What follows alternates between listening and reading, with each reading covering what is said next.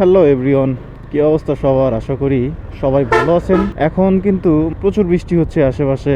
আর এই বৃষ্টিতে আমরা যারা রেগুলার বাইক নিয়ে চলাচল করি, মানে মোট কথা রেগুলার যাদের বাইক বের করতেই হয়, তাদের জন্য বৃষ্টিতে মানে বাইক কিভাবে যত্ন নিলে আপনার বাইকটা ভালো থাকবে, আজকে সেই বিষয়টা নিয়ে আলোচনা করব।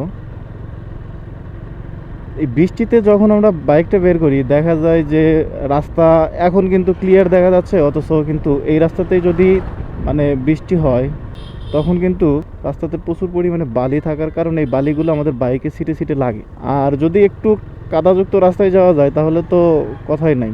সেই ক্ষেত্রে হয় কি, বাইকের গা দিয়ে তারপরে আপনার যেসব মুভিং পার্টস, যেমন চেন আছে, চেইন স্প্রকেট আছে, ফ্রন্ট চেইন স্প্রকেট আছে, এইসব দিকে আপনার মানে বালি কাদা এইসব ঢুকে যায়। তো মোট কথা যে এই সব বালি কাদা যখন ঢোকে তখন কিন্তু আমাদের বাইকের অনেকটাই ক্ষতি করে, যেমন মরিচা আছে, তারপরে ক্ষয় আছে। তো আজকে এইসব বিষয় নিয়েই আলোচনা করতে যাচ্ছি। তো চলেন আর কথা না বাড়ায় ভিডিওটা শুরু করি। বৃষ্টিতে সবচেয়ে বেশি ভয় থাকে হচ্ছে বাইকের যে মেটাল পার্টসগুলো আছে, এই পার্টসগুলোতে মরিচা ধরার একটা ভয় থাকে। তারপর যে কাদা বালি এইসব থেকে আপনার যে মুভিং পার্টসগুলো আছে, এই পার্টসগুলোর ক্ষয় হওয়ার একটা ভয় থাকে। মানে নর্মালি যতটুকু ক্ষয় হইতো, বৃষ্টি হওয়ার কারণে এইটা আর একটু বেশি ক্ষয় হয়। তো এইসব রোধ করতে করণীয় কি? যখন আমরা বৃষ্টিতে বাইক যখন আমরা বের করব, বের করার পরবর্তীতে বাড়িতে যখন নিয়ে আসব, মানে সারাদিন আমাদের কাজকর্ম সব কিছু কমপ্লিট করে যখন বাড়িতে নিয়ে আসব, মানে বাড়িতে ঢুকানোর আগে চেষ্টা করব বাইকটা মানে হালকা পানি ছিটা দিয়ে, কিংবা আচ্ছা আজকে এই রোডে একটু ঢুকি তো দেখি।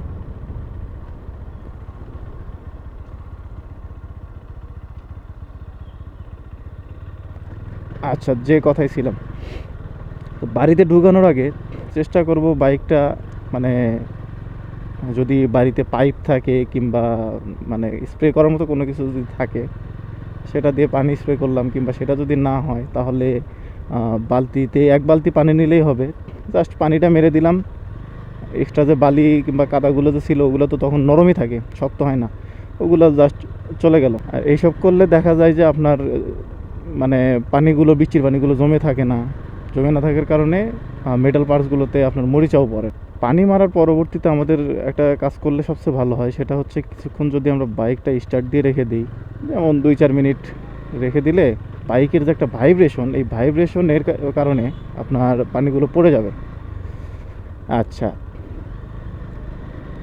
আর এই যে মুভিং পার্টসের কথা যে বললাম, যেমন উদাহরণ হিসেবে চেনের কথাই বলি, চেইন স্প্রকেট।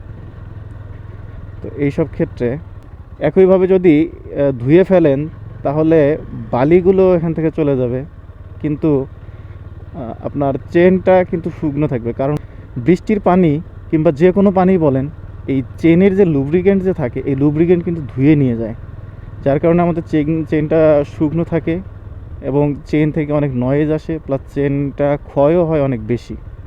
তো যার জন্য আমাদের উচিত হবে সপ্তাহে একবার হলেও চেনটা পরিষ্কার করে চেনের লুব্রিকেন্ট মানে চেন লুব কিংবা গিয়ার অয়েল বলেন, ইঞ্জিন অয়েল নতুন দিলে ভালো হয়, পুরাতন দিলেও চলে। আমি পার্সোনালি নতুন ইঞ্জিন অয়েলই ব্যবহার করি, আগে পুরাতন ইঞ্জিন অয়েল ব্যবহার করতাম। তো এইভাবে যদি লুব্রিকেন্ট করে রাখেন তাহলে চেনটা আপনার লং লাস্টিং হবে।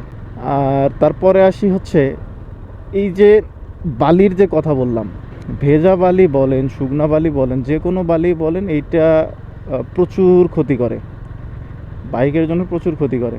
যেমন বালিগুলো যদি আপনার সিটে, যেমন কিছু ওয়াশার আছে না, রাবার টাইপের ওয়াশার, যেমন আমি বলি এই যে ব্যাক চ্যাসিসের যে বুশটা থাকে, যেটাকে ক্যাডেল বলে, এই ক্যাডেল কিন্তু থাকে হচ্ছে ইঞ্জিনের নিচে। এইসব ক্যাডেলে গিয়া মানে বালিগুলো আটকে থাকে। তারপরে আপনার সামনের যে সাসপেনশন আছে, এই সাসপেনশনে গিয়ে আটকে থাকে। এগুলো যখন আপনি না ওয়াশ করবেন, না ধুবেন, তখন কি হবে, এগুলো মানে একদম শুকনো হয়ে থাকবে। আর এই সব কারণেই মানে এই রাবার যে বুশগুলো আছে এগুলার মানে টেম্পারটা নষ্ট হয়ে যায়। আর টেম্পার নষ্ট হয়ে যাওয়ার কারণে দেখা যায় যে বারবার অয়েল সিল কেটে যাবে, অয়েল লিক করবে, তারপরে বিভিন্ন ধরনের বুশগুলো নষ্ট হয়ে যাবে। আর বৃষ্টির দিনে দেখা যায় যে বাতাসটা কিন্তু ভেজা ভেজা থাকে। যেমন আমরা তো বোতলের যে স্প্রেয়ার যে আছে না, যেটা দিয়ে আমরা সাধারণত ফুল গাছ কিংবা সবজি গাছ এইসব গাছে যখন আমরা মানে মেডিসিন স্প্রে করি, এই টাইপের স্প্রেগুলোতে কিন্তু পানিটা গায়ে লাগলে কিন্তু ওইরকম মনে হয় না যে পানি গায়ে লাগছে, কিন্তু পানিটা কিন্তু গায়ের সাথে লাগে। শীতের দিনে, সরি বৃষ্টির দিনে কিন্তু মূলত এইরকম হয় যে আপনার বৃষ্টি পড়তেছে, মানে ওইটা বাষ্পর মতোই এক ধরনের, ধরতে গেলে পানি কিন্তু উপরে ভাসে, এই জিনিসটা আপনার এয়ার ফিল্টারে চলে যায়। তো এয়ার ফিল্টারে যাওয়ার কারণে হয় কি, যদি এয়ার ফিল্টার ময়লা থাকে, মানে অনেক দিন হলো মানে ওইটা পরিষ্কার করা হয় না কিংবা ওইটা ব্যবহারযোগ্য না, অনেকে আছে না এরকম, মানে এয়ার ফিল্টারও কিন্তু ব্যবহার করে। তো ওইরকম এয়ার ফিল্টার থাকলে ওই জিনিসটা একদম জ্যাম হয়ে যায়।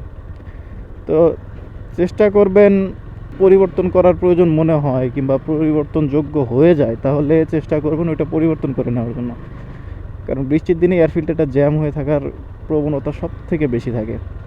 বাইকটা সব থেকে ভালো রাখার আরেকটা উপায় আছে।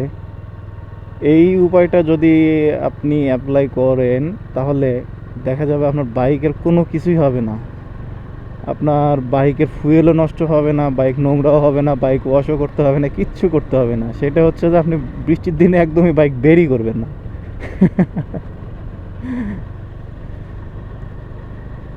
আর হ্যাঁ, বৃষ্টিতে চেষ্টা করবেন বাইক যদি পার্কিংয়ে রাখা যায় তো রাখবেন। সেটা যদি কোনো শেড থাকে, শেডযুক্ত জায়গাতেই রাখার চেষ্টা করবেন।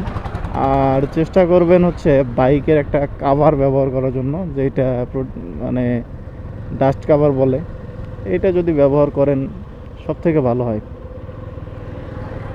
তো যাই হোক, ভিডিওটা লম্বা না করি, আজকে এখানেই শেষ করি। আর আমার এইসব টিপসের বাইরেও যদি অন্য কোনো টিপস আপনাদের জানা থাকে, অবশ্যই কমেন্ট বক্সে কমেন্ট করে জানাবেন। ভিডিওটি ভালো লাগলে ভিডিওটিতে একটা লাইক করে দিবেন, আপনাদের গুরুত্বপূর্ণ মতামত জানাতে ভুলবেন না, এবং ফ্যামিলিতে নতুন হয়ে থাকলে অবশ্যই চ্যানেলটি সাবস্ক্রাইব করে রাখবেন এবং প্রোফাইলটি ফলো করে রাখবেন। ধন্যবাদ সবাইকে, ভালো থাকবেন সবাই, আল্লাহ হাফেজ, আসসালামু আলাইকুম।